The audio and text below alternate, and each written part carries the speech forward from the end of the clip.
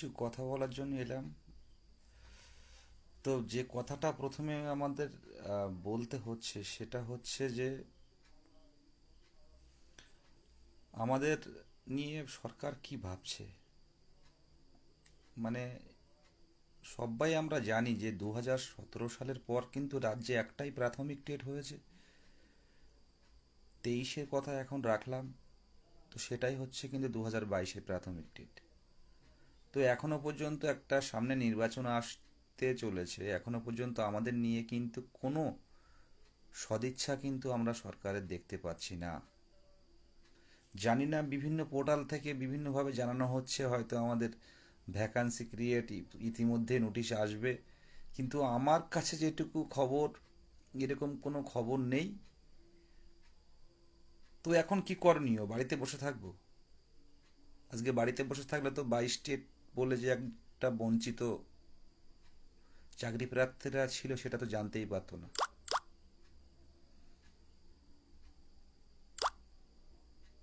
তাই আমরা এপিসি ভবনের ডাক দিয়েছি, এপিসি ঘেরাও অভিযান। এপিসি ভবন অভিযান এ যাবৎকালের সবচেয়ে বড় অভিযান আমাদের করতে হবে। 2022 প্রাথমিক টেট উত্তীর্ণদের করতে হবে এটা। আজকের সময়ে আপনি প্রাথমিক টেট কোয়ালিফাই করে আছেন, আপনি ভাগ্যবান। আপনি আজকের ডেটে প্রাথমিক টেট কোয়ালিফাই করে আছেন, আপনি ভাগ্যবান। আবারও বলছি, কেন বলছি? আজকে আমাদের আন্দোলনের ফলশ্রুতি হিসাবে কিন্তু 23-এর কোশ্চেন টাফ আসলো, সেখান থেকে কিন্তু ফ্রেশার ক্যান্ডিডেট 10%ও কিন্তু পাস কোয়ালিফাই করবে না। তাই আজকের সময়ে আপনি যেহেতু টেট কোয়ালিফাই করে আছেন, আপনি হচ্ছে ভাগ্যবান। আবারও বলছি,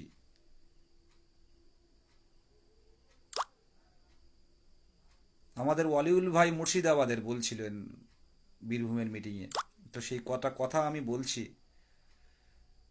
যে বিহারে এত নিয়োগ কেন, বিহারে এত নিয়োগ দিচ্ছে কেন? এই আইপিএস থেকে শুরু করে, আইএস ক্যাডার থেকে শুরু করে বিহারে এত চাকরি কেন? বিহারিরা বিভিন্ন রাজ্যে আছে কেন, বা বিহারেও এত নিয়োগ হচ্ছে কেন প্রাথমিকে? এর প্রথম কথা হচ্ছে মুভমেন্ট, আন্দোলন। বিহারে লক্ষ্য করুন, বিহারের মুভমেন্টগুলো যখন হয় না, তখন কি হারে হয়, সরকার মাথা নিচু করে।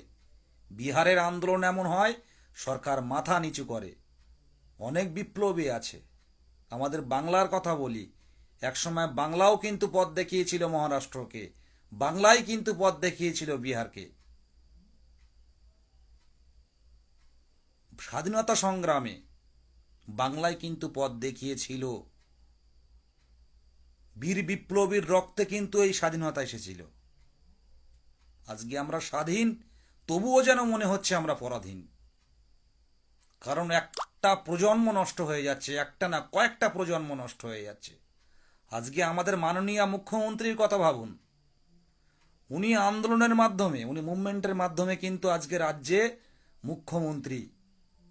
ওনাকে এই বার্তা দিতে চাই যে আমরা রাজ্যেরই ছেলে, কেন রাজপথে নামতে হবে আমাদের? এই রাজপথে নামা, পুলিশের হেনস্থা, পুলিশ টেনে টেনে গাড়িতে তুলছে, থানা ভর্তি হয়ে যাচ্ছে, ছটা ছটা থানা ভর্তি হয়ে যাচ্ছে। এটা কি দেখতে ভালো লাগছে? এটা কি দেশের কাছে ভালো বার্তা যাচ্ছে? এটা কি পৃথিবীর কাছে ভালো বার্তা যাচ্ছে? বিহারের মতো নিয়োগটা কেন হচ্ছে না? বিহারের মতো একটা গরিব রাজ্য প্রাথমিক টেট কোয়ালিফাই করলেই চাকরি দিচ্ছে, সেখানে আমাদের রাজ্যে হবে না কেন? আমাদের রাজ্য হবে না কেন? আমাদের তো উন্নত রাজ্য। তাই বলবো, 27 তারিখে পথে আসুন, আন্দোলনেই পথ দেখাবে। বিহারে যেমন আন্দোলনের মাধ্যমে বড় বড় বড় বড় তাদের দাবি মানা হয়েছে, সেরকম আমাদের রাজ্যও মানবে। আমাদের মুখ্যমন্ত্রীও আন্দোলন করে এসছে, আর আমরা আন্দোলন করেই আমরা আমাদের দাবি, হকের দাবি ছিনিয়ে নেব। 27 তারিখে আপনারা আসুন, হবু শিক্ষিকারা আসুন। কারণ সবাই কিন্তু এর আগেও বিকাশ ভবন অভিযানে কিন্তু যেভাবে আমাদের শিক্ষিকা, আমাদের দিদিমণিরা, হবু দিদিমণিরা যেভাবে আসলেন, সেটা কিন্তু দেখার মতো। অনেকে বাচ্চা রেখে এসছে অন্যের বাড়িতে। 1 বছরের বাচ্চা, অনেকে 2.5 মাসের বাচ্চা রেখে চলে আসছে আন্দোলনে। এটা কি ভালো শোভনীয়? মুখ্যমন্ত্রী কেন এখনো এ নিয়ে বার্তা দিচ্ছেন না? যে বিহারের মতো আনন্দিত প্রত্যেকটা স্টেজে মুখ্যমন্ত্রী বলছেন, প্রত্যেকটা মঞ্চে বার্তা দিচ্ছেন 1.5 লক্ষ শূন্যপদ রয়েছে, প্রাথমিকে প্রায় 1 লক্ষ। আরে 1 লক্ষ অত দরকার নেই, ডবল ডবল চাকরির দরকার নেই, কিন্তু যেটুকু ন্যূনতম প্রয়োজন সেটুকু তো দেবেন। এটা তো আমরা ভিক্ষা চাইছি না, এটা তো ভিক্ষা চাইছে না, এটা হকের দাবি, আমাদের অধিকার। ভিক্ষা চাইছি না, ভিক্ষা না, এটা কেউ বাড়ি থেকে আমাদের স্যালারি দেবে না, আমাদের বেতন দেবেন আমাদের ট্যাক্সের পয়সা থেকে।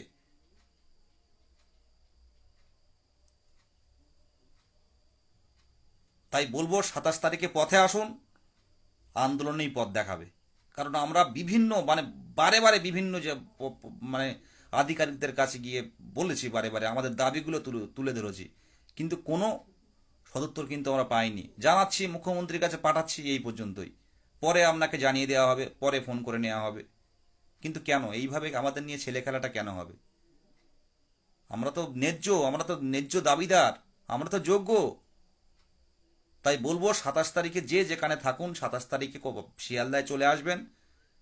আমরা বলেই যাচ্ছি এপিসি অভিযান। আমরা বলছি না যে এপিসি অভিযান বলে বিকাশ ভবনে গিয়ে বসে থাকবো, আমরা এপিসি অভিযানেই যাব, বলেই পথে নামবো। আর কতটা কলকাতা পুলিশ আছে আমাদেরকে অ্যারেস্ট করুক। আবারও বলছি, পুলিশ আমাদের শত্রু নয়। পুলিশকে আমি এই বার্তা আমার পার্সোনাল ফেসবুক অ্যাকাউন্টকে এটাই বার্তা দিতে চাই যে আমাদের সাথে হেল্প করুন। আমাদের যেহেতু আমি গ্রুপে কিন্তু ফেসবুকটা লাইভটা করিনি, আমার ফেসবুক অ্যাকাউন্ট থেকে করছি। কারণ আমাকে যথেষ্ট বিভিন্ন আধিকারিকরা চেনেন, 22-এর হয়ে আন্দোলন করি। আমার এখান থেকে এই বার্তা দিচ্ছি যে কোনো কারণে কারোর যদি কোনো প্রবলেম হয়, সেটা কিন্তু পুলিশ দায়ী থাকবে, পুলিশ প্রশাসন কিন্তু 27 তারিখে দায়ী থাকবে। কারণ আমরা কিন্তু এর আগেও পুলিশ প্রশাসনকে জানিয়েছি আমরা আইন অমান্যে যাচ্ছি। এবার কোনো কারণে কোনো ছেলে মেয়ে যদি কোনো অসুস্থ কিংবা কোনো কারণে কোনো অ্যাক্সিডেন্টালি কোনো ঘটনা ঘটে যায়, সেটা কিন্তু পুলিশ প্রশাসন দায়ী হবে, এটা মাথায় রাখবেন। আমরা চোর নয়, আমরা ডাকাত নয়, আমরা এই বাংলার মানুষ, এই বাংলার হবু শিক্ষক।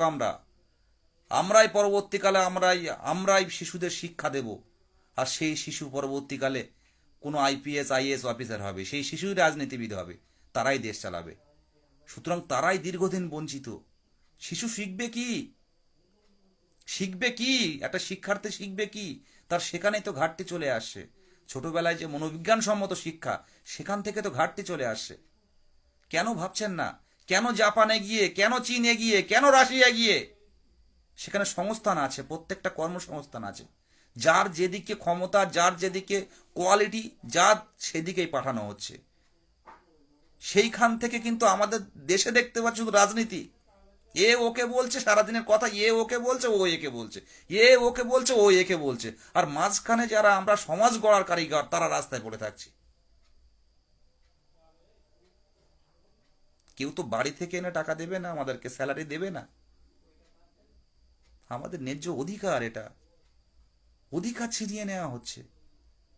কনস্টিটিউশনাল ব্রেক হচ্ছে, এটা কনস্টিটিউশন মানছে না। কারণ প্রত্যেক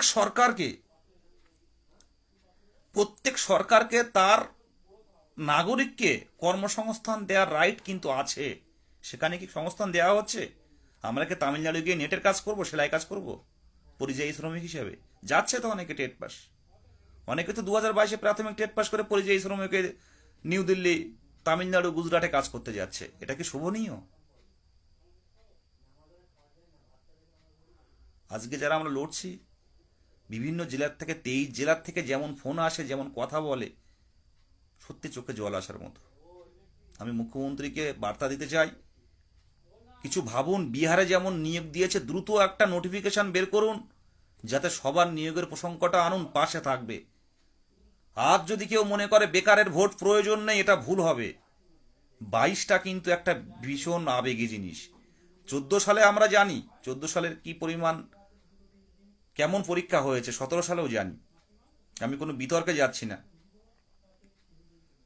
তো 22-এই প্রথম কে কোন টেট কেমন হলো, কে সাদা খাতা দিয়ে জমা দিল, আমার সেটা প্রশ্ন নয়। আমি বলতে পারি 2022 প্রাথমিক টেট পশ্চিমবঙ্গের ইতিহাসে প্রথম এনসিটির গাইডলাইন মেনে প্রথম টেট, এবং এই টেটে স্বচ্ছভাবে টেট হয়েছে, সেটা সারা বাংলা দেখেছে।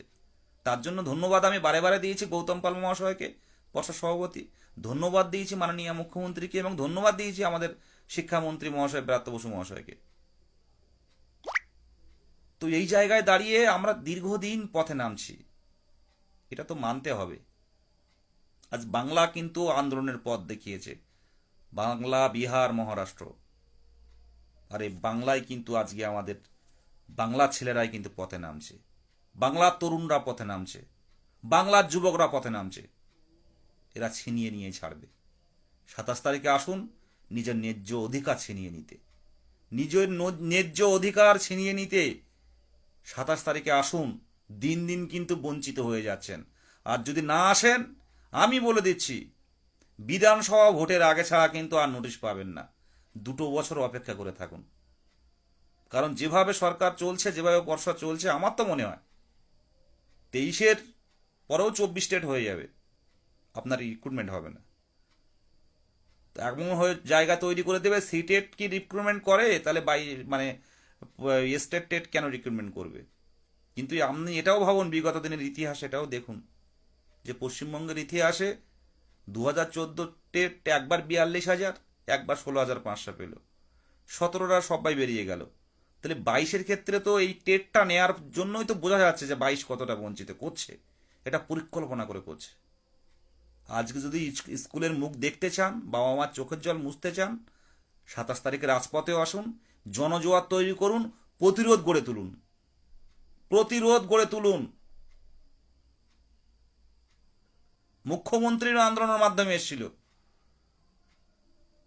নন্দীগ্রাম সিঙ্গুর আন্দোলনের মাধ্যমে, তার সাথে আমরাও সামিল ছিলাম, না হলে সরকার আসে না।